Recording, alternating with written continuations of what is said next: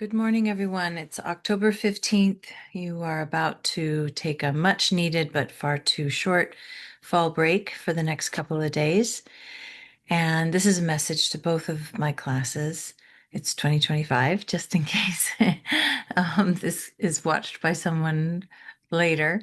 Um, and I told you all that I didn't want you to work over fall break, and that is true. Of course, I know many of you will choose to catch up on work, and that's wonderful if that's what you want to do. But my message of encouragement to actually take a breath, take a break if there's any chance that you can, is a sincere one. However, I do have one assignment for you. And I'll tell you what it is after I say a couple of things that I want to offer you as a message for this time. It also has to do with the events that are happening this weekend that you may have heard of, called No King's Day.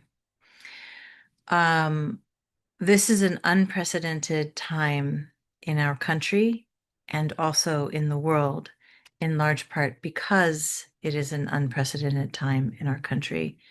No matter what news sources you are consuming, no matter what version of um, of the narrative you're hearing about what's happening right now, it is scary and intense. And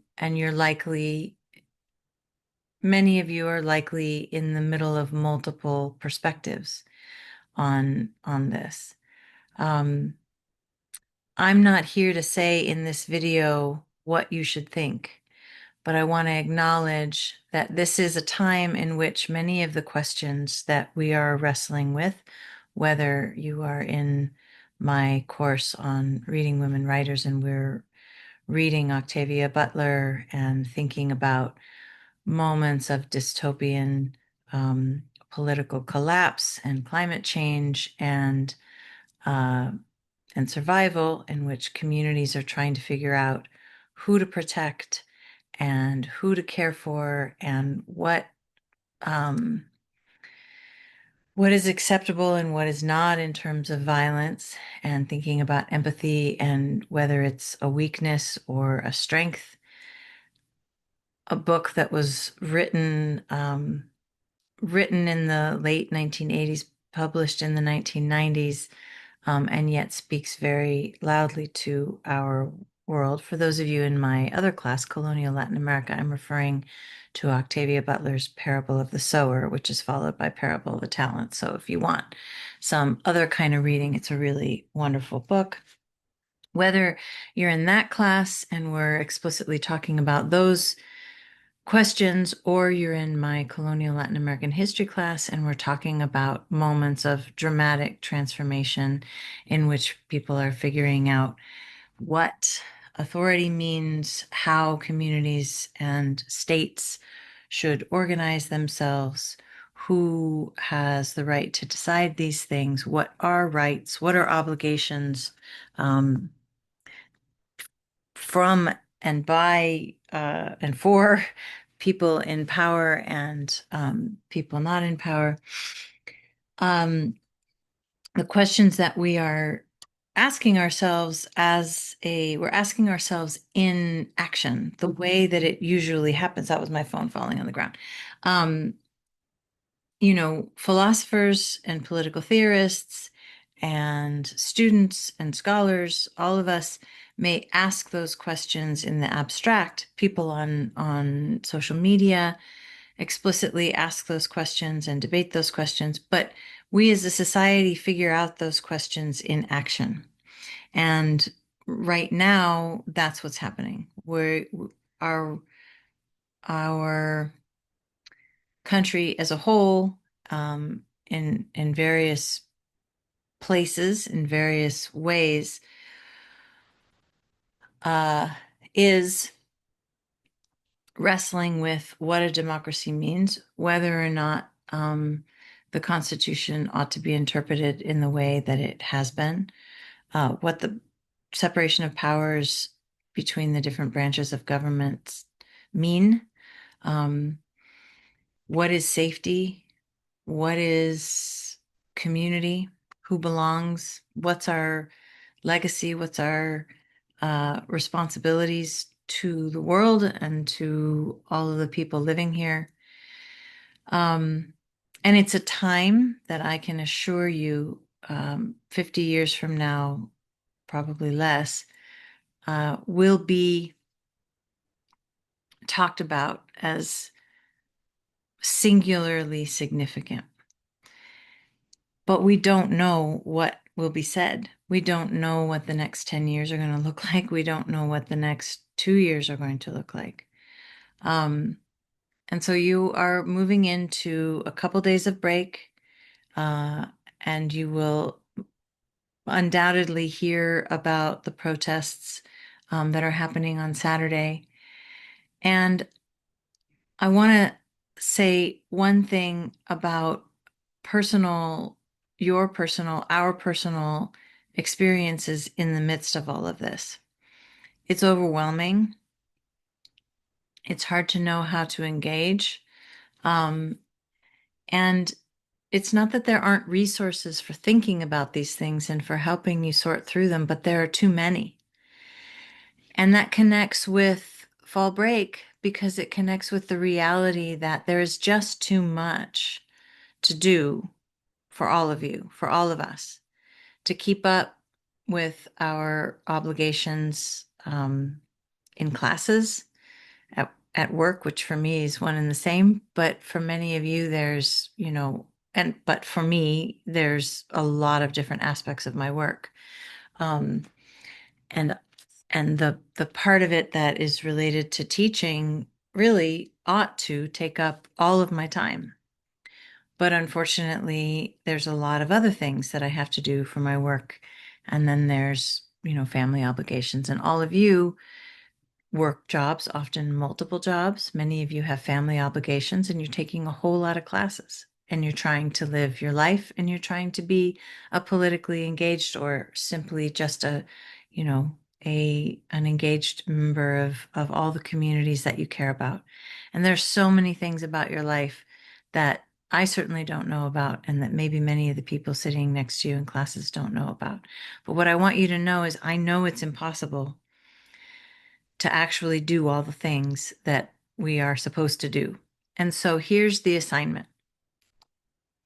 I want you to think about debt. I want you to think about the energy of debt. And I'm not just talking about financial debt. I'm actually explicitly thinking about the way that we all carry around a sense that we're behind all the time, that we owe somebody this, something this, that we have 1,000 things on our to-do list. And our to-do list becomes a debt. It becomes an actual weight that we're carrying around that's taking up mental space. We escape this debt through the ways we use our devices, through all the kinds of quick dopamine producing, videos and other sorts of bits of media that we consume. And that's also how we get a lot of our information. It helps us escape for a moment. It also helps connect us. It does a lot of good and interesting things, but it tends to add to our debt. In part because even though we may enjoy it and we may think of it even as useful, we also have this kind of idea that it's wasted time too. Even if, we resist that idea in some moments, we also experience it that way because we usually don't write a lot of the things that we do, a lot of the ways that we spend our time, even if it's in short increments, those things aren't on our to-do list. So I want to invite you to take a moment to reflect on how much debt you feel like you're carrying, and the sense that you need to use this free time, supposedly this break, this fall break, to catch up or to reduce your debt. And because that's likely impossible, what I'd like to invite you to do instead is to write a done list. I'd actually like to invite you to do it every day for, whatever you consider fall break. Tomorrow, Friday, perhaps even on the weekend. The concept of the done list, maybe some of you have heard of it, but is to bring attention to the things that you do that are positive, things that you got done. But you actually can just write down everything that you did. Doesn't even have to be, you don't have to judge it as positive or negative. But we all, think about a to-do list. Many of us actually have literally a to-do list, and we might check things off and cross things off. And at the end of the day, if we have a to-do list, we look at our list and it's very discouraging because maybe we've checked off a few things, or maybe we've checked off no things, and yet we've been busy all day. We have been doing things. So the concept of the done list is to sit down and write down everything that you did, everything that you actually did during that day, and give yourself credit for all the things. So did you talk to somebody um, on the way to class and share with them something or listen to them about something? Um, did you communicate with a family member? Did you fold your clothes? Did you, you know, get some food? Did you take care of business? Did you go to work? Did you do something that maybe wasn't on your to-do list, but was something you were interested in, or something that, was an activity that you care about, or that was teaching you something? Here's my cat. Did you, you know, feed your pet? Literally, what are the things that you actually did? Because you didn't do nothing. If you rested, write down that you rested. So I think it's important to practice things like that, that in this moment, did you watch something on YouTube that gave you some really important information? Did you watch something that made you laugh, and that made you feel connected to another part of the world, or that taught you something about a perspective that you didn't know about? Include, of course, also the things that were on your to-do list and things that you should have done, etc. But include all the other things and take a look and say, "Whoa, you will, I guarantee, look and see, I did a lot of things, and a lot of those things had positive impacts on other people, on me, on the world." Ah, goodness, kitty cat. Uh, and perhaps then you can lighten just a little bit your experience of debt. All right. Have a wonderful fall break. Um, you do not have to turn in this done list, but I invite you to take it seriously and think about the concepts. All right. I'll see you next week.